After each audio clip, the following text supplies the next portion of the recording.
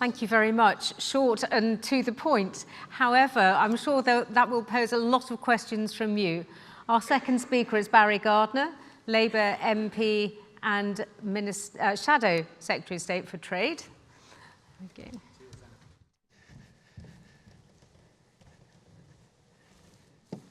Can I, first of all, just say how delighted I am to be with you this morning and how extremely pleased I was to be at the debate last night. I said to Guy afterwards, actually, I thought he gave infinitely the best speech, but he wasn't surprised to see that I went into the other lobby.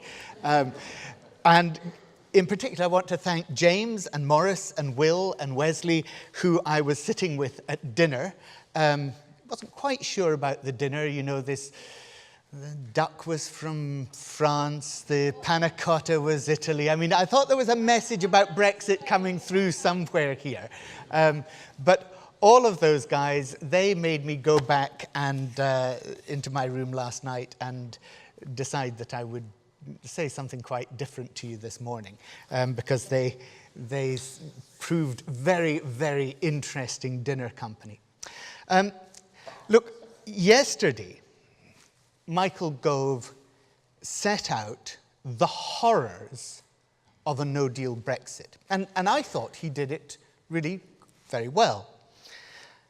Tariffs, phytosanitary checks at the border, potential labour shortages.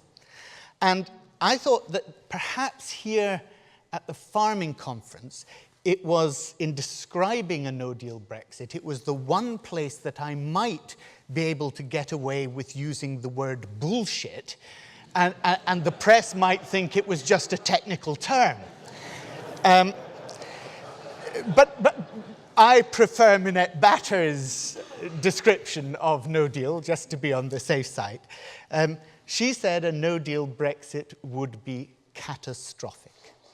Catastrophic. And you know what interested me was that Michael Gove tried to use the horror of a no-deal Brexit to persuade you that you really must support the bad deal that is all this government has managed to come up with in the 2 years of completely botched negotiations that we've had.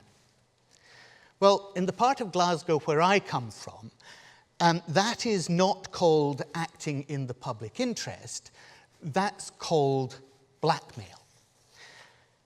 And then there's the question of standards. The rhetoric was great. We must maintain our own high environmental and animal welfare standards. Yes. And how precisely are we going to do that, Mr. Gove? 14 months ago, Wilbur Ross, the US Trade Secretary, came to the CBI conference and he said precisely this: the US will give you a really great trade deal, but you have to move your regulations closer to those of ours in the United States if you want to get it. No surprise then that exactly 1 week later, Michel Barnier stood up and said, if we wanted to have a good trade deal with the EU after we left the EU, then we would have to keep our regulations closely aligned with the EU. Where you do deals, where you do trade agreements, you see alignment of standards. It's that simple. And of course, the Secretary of State hasn't, I'm talking about not Michael Gove, but Liam Fox now. Mr. Fox has not given up on his hopes of what he called a quick and massive trade deal with Trump.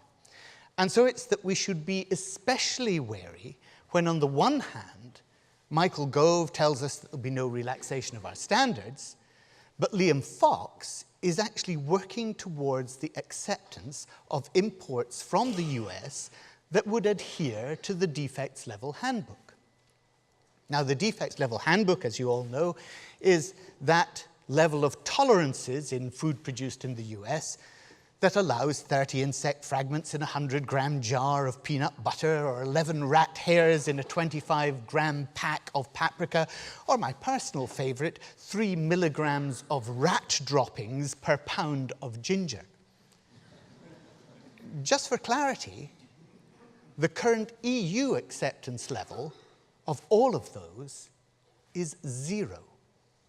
And this is where the government is spinning the truth.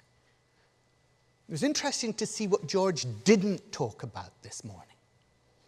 Gove may well not allow this new level of defects in food produced in the UK. After all, we've got this promise to keep our product standards high. But Fox may allow you to buy the American produce that is produced to a lower tolerance level and is therefore cheaper. That's not a lowering of our standards. It's simply consumer choice. It's simply the pursuit of free trade.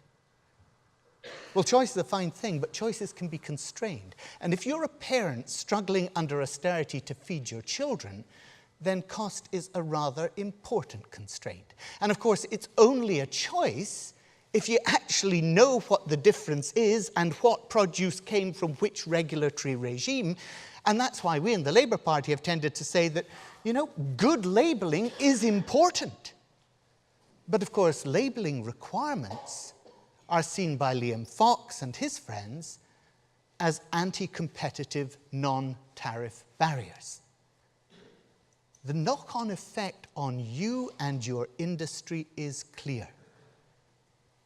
You don't want to be producing to those lower standards. Of course you don't. I know that. That was very clear from the debate last night.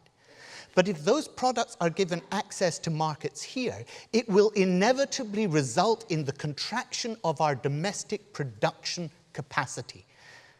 And what choice do people then have if in the whole of the food production supply chain, people are being put out of work because they're being forced out of business due to an influx of cheaper produce from big agri-exporting nations? Now, during the passage of the trade bill, the customs bill, and now the agricultural bill, we've pointed out that the government has plans to put in place, in fact, what we call Henry VIII powers, to override direct parliamentary democracy, it could impose lower food standards in the UK. And we put in place amendments in the bill trying to guarantee that those product standards would be maintained. Every time we did, the Conservatives on the Bill Committee voted against them. Why? If what Michael Gove said yesterday is true, why did they vote against every one of those amendments? So we can sign trade deals with countries with lower standards. It's not just unacceptable environmentally or ethically, it's actually counterproductive from an economic point of view. People around the world in China, and I'm sorry that our panelist isn't here with that expertise, but people from China, they don't seek out British products because they're the cheapest. They buy British products because they trust them and they know that they're of high quality. By removing our environmental and food quality standards, the government won't boost business, they'll actually undercut it. And I haven't even got onto the trade agreements, Anna. Okay. 4 countries the government has said that they want to do trade agreements with. Australia, New Zealand, the USA, and, well, not a country, CPTPP, if you know what that is. That's a comprehensive and progressive agreement on Trans-Pacific Partnership, right? Australia and New Zealand are members of the Cairns Group. They want the elimination of all domestic agricultural subsidies and the reduction of all tariffs. So just think what that means for your industry. They have opposed our WTO schedules and the tariff rate quotas that we want to set as we disentangle our schedules from the EU. And we're now negotiating with them under Article 28 of GATT to get agreement. In return, they want greater access into your markets. Of course they do. Agriculture makes up, what, 68%, is it, Stafford, of New Zealand exports, 19% of Australia. It is inconceivable that those countries would do a trade agreement with the UK that did not liberalise and give greater and more favourable access to the New Zealand lamb, dairy, Australian beef.